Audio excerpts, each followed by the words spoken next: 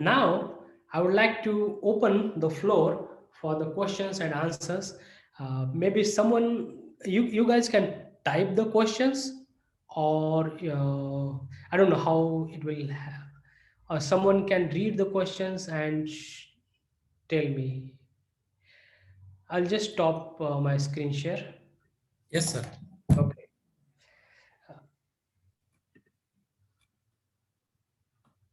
Okay, so if you have questions, you can type or just unmute yourself and ask the question.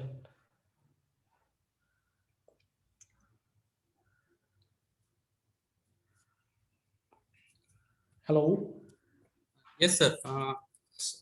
Sir, how can Okay. we improve our soft skills regarding to increase your employability in abroad?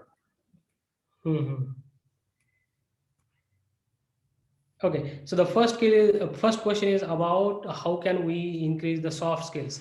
So the soft skills are, as I said in my last slide, that the communication skills, data analysis, leadership skills, team working. So this you can do by joining some club, or just forming a team of 4 or 5 members, around 4 or 5 members. So you can just come there and see and talk about any topic happening in the world. Like there are current affairs, interesting things are going. Yesterday India won the cricket match, you can talk about that. So that is called impromptu speaking without preparation. So for this, you need, if you are in Pune or big cities, you can join. There is an organization called Toastmasters. You can join that. And today they are nowadays they are doing Zoom meetings, and so you can join Zoom meeting, or you can join some spoken English classes. This way you can improve your soft skills. Also, you can take some short course in public speaking. That will help you a lot. Okay, any other question? I see there are a lot of questions coming up. Yes, sir. So there is another question: how to choose the university? So you can select the university based on your academic background and the university, the mutual match. Okay, so you have to mail the professors. You have to see if there is a requirement for the skills you have, the interest you have, and then you email or write. Or nowadays you can also make a video call through Zoom or Skype and talk to them, and that way you can find whether that match is mutual. It has to be mutual interest. The professor also, usually it is the professor based when you go to the universities. So the professor also has to be interested in you, and you have to give something interesting to the professors. So that way you can select the university. Okay. Someone, there are few people who are asking my contact. Actually, I'll just share the last slide one more time.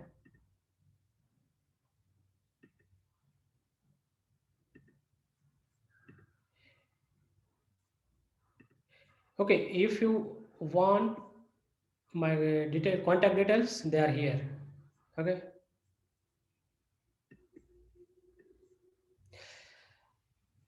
Okay, I will try to go other questions.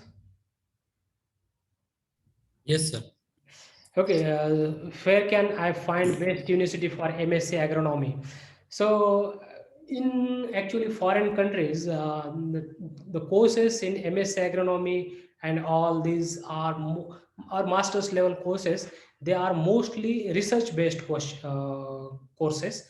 So, what you have to do is you can apply to any universities like Purdue University. There are a number of universities in USA or in Germany, which are doing some crop science, agriculture, plant based research. And this there are a number of rankings. Just Google about the rankings of the university and try to go for the top 100 or top 200 universities. And the next question is also best universities. So for best universities, just Google the rankings of the universities, and there has to be consistency. Just go, don't rely on the one ranking. There are ranking by US News and Daily. Uh, a number of rankings are there. Just go to 4 5 different rankings and select. There has to be consistency in that ranking and go for that university. Excuse me. There is another question: which subject is better for PG? Okay, and this question is consistently being asked by students. And I would say, don't go for a particular subject based on its reputation. Go for the course or the university based on your professor's reputation, your passion, what you are really interested in. And um, what you have to do is, it doesn't matter which course you go for, you have to be in the top ranking. Okay, so if you are in top 1% or top 5%, there are jobs everywhere, irrespective of which field you are studying. Maybe you are in engineering, agriculture engineering, or biotechnology, or agronomy. If you have a new idea, if you are at the top of the field, then it doesn't matter which subject you study, which field of agriculture you study, you will have many jobs. Okay, so for studying, there is no particular subject or particular course which is better than other course. You have to be the best in selected field. Okay, there is another question: what opportunities does agriculture sorry, what opportunities does graduate have in abroad for learning as well as earning? So when you go to study abroad, most of the universities, they will give you enough funding, fellowships, so that you can study there. You can pay for your room rent, as well as you can buy the food, or you can buy the insurance.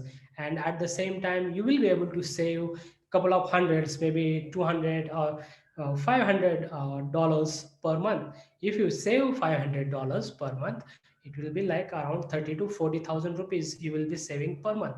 So you can save around 30,000 rupees per month, above all, meeting your all expenses. So most of the fellowships will be able to give that much of earning. There is another question: is GRE required for PhD in agriculture? Yes. If you go to US, yes, obviously you will need to have a GRE score, and having GRE score will be it will be a test of your aptitude. The professor as well as the university. Sometimes professor don't want, but university insist on having GRE scores. And if you have GRE score, then you will get better opportunities than compared to the person who doesn't have GRE score. If you want to go to US, I recommend that you write a GRE exam and get that score. What are the scholarship which we can apply for study in European countries? There are a number of scholarships you can apply for European countries. Like, each country, they actually collaborate with the Indian embassy or Indian government, and you can go to education.nic.in or education. There is Government of India's website. Earlier it used to be Ministry of HRD website. There you will see a number of European countries. They have tie up with Indian government, and they post their uh, fellowships regularly there. For Germany, they have this DAD fellowships. There are also like Marie Curie and European molecular EMBL, European Molecular Biology Association fundings. So you can apply for this. Okay, it is better to go abroad for studying master or PhD.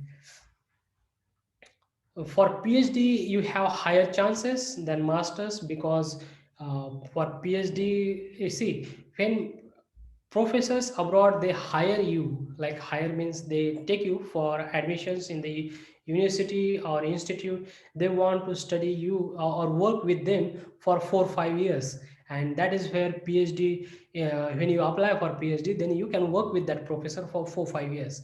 And if you work just for 2 years, in 2 years there will be not much research done. And that is the disadvantage of having masters, studying masters.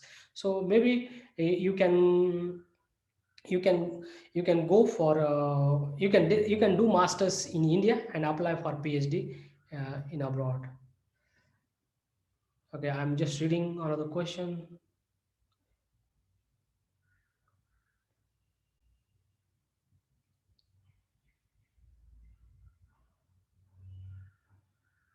Okay, there is one question that after attending so many lecture, still why study abroad feels really uncommon, and even thinking about same makes us uncomfortable. Please share your experience, sir. Actually, this is uncommon for agriculture background field because not many students have done. Okay, when see, when nobody has done, or when very few people have done, then it becomes uncomfortable. I just want to share some small story. Maybe it's even my story, it could be my story, that before 2008 I haven't seen or I haven't met anyone actually in person from agriculture background who has gone to US for higher education, or who has gone to any other countries from say Parbani or Marathwada Agriculture University. But once I went there, and once I found that it is possible, there are a number of students who followed me or who came after me. So once it is proven, or once it is seen that this can be done, and then there will be more followers or more number of people who will go. Today I know after me there are maybe 20 students I can name their, I can give their names, who had gone abroad. May not be in USA, they have gone to European countries, they have gone to Japan, South Korea, Australia, Canada, so even Brazil. So this is possible, and just you have to be comfortable, open for these possibilities. There is another question: agriculture economics is a good subject to study abroad? Question marks. Yes, it is good question. It is good question as well as yes, it is good subject. You can go to study agriculture economics, and there are many management university management courses which focus on agriculture finance, agriculture economics, microeconomics, or microfinance. The purpose for which we are going to foreign should be clearly defined. How can we be specific in our local environment? Okay, this is good questions. Like when we are, when you are going abroad, it has to be clearly defined. So it basically depends on you. So when I went abroad, it was, there was nobody, no another person or no other friend who was ready to take that step. But I created a micro environment for myself, and there were, I joined people who are interested, and there were 4 or 5 people who in our group who became interested. And I'm very happy to share almost all of the member who were part of this group, they already went abroad. They, some of them settled in Canada or USA, or they have at least visited USA or abroad for work or for studying.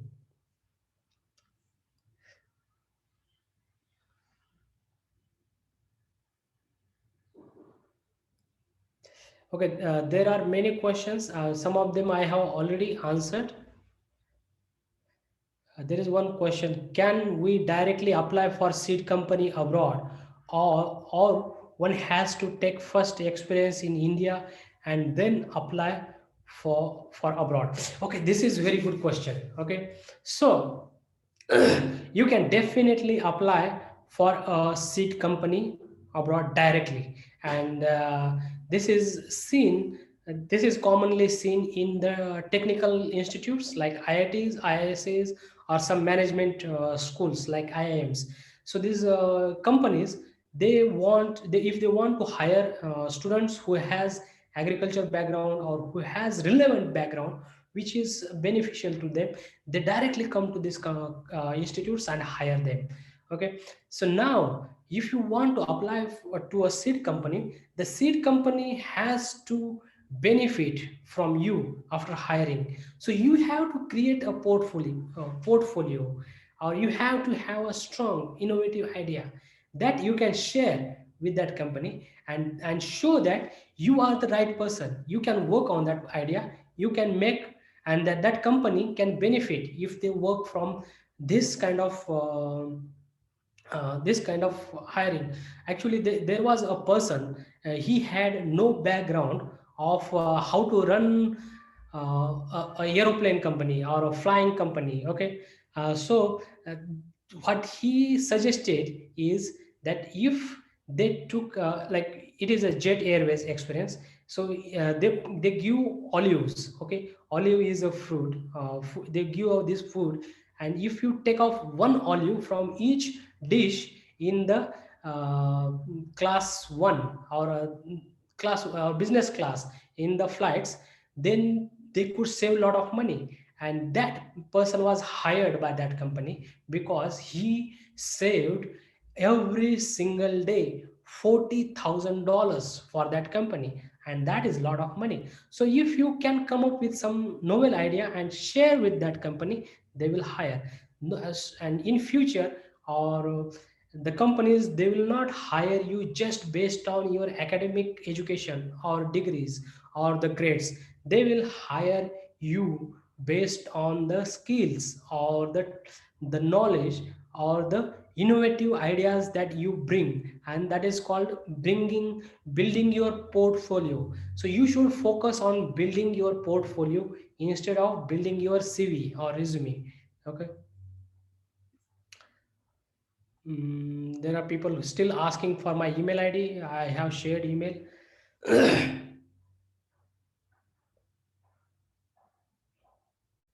There is a question called, I have been researching to do masters in Germany. I came to know that you need to have 10 lakh rupees in your bank account. Yes, it is required.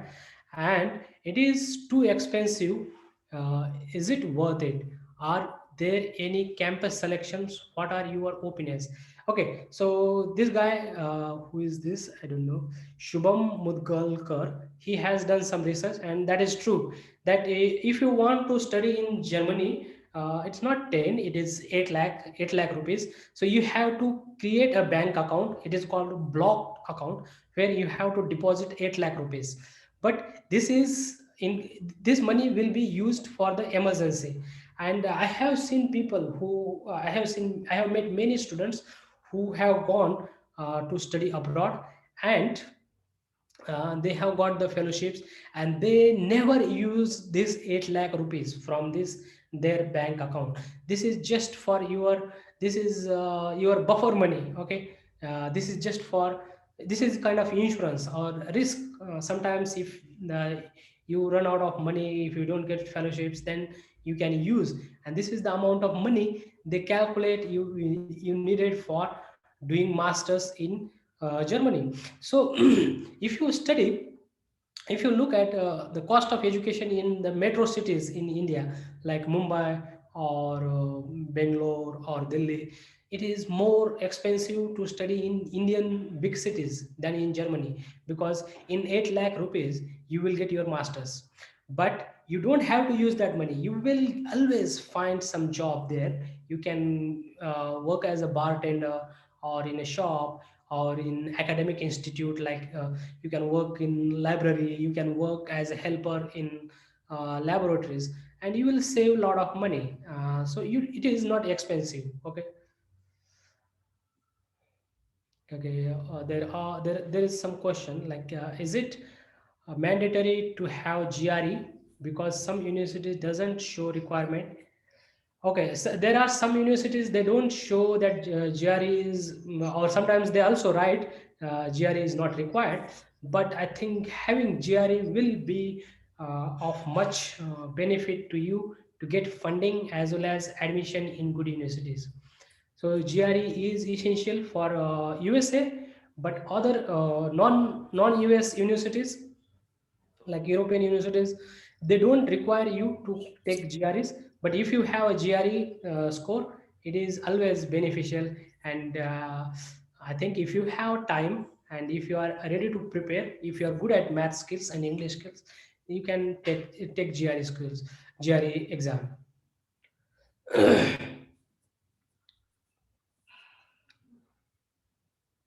There is another question. Should I opt for MBA or MSc after BSc Agri? Which has more demand? See, I have seen people who don't have job and they have MBA. I have also seen people who have MSc in agriculture and don't have job.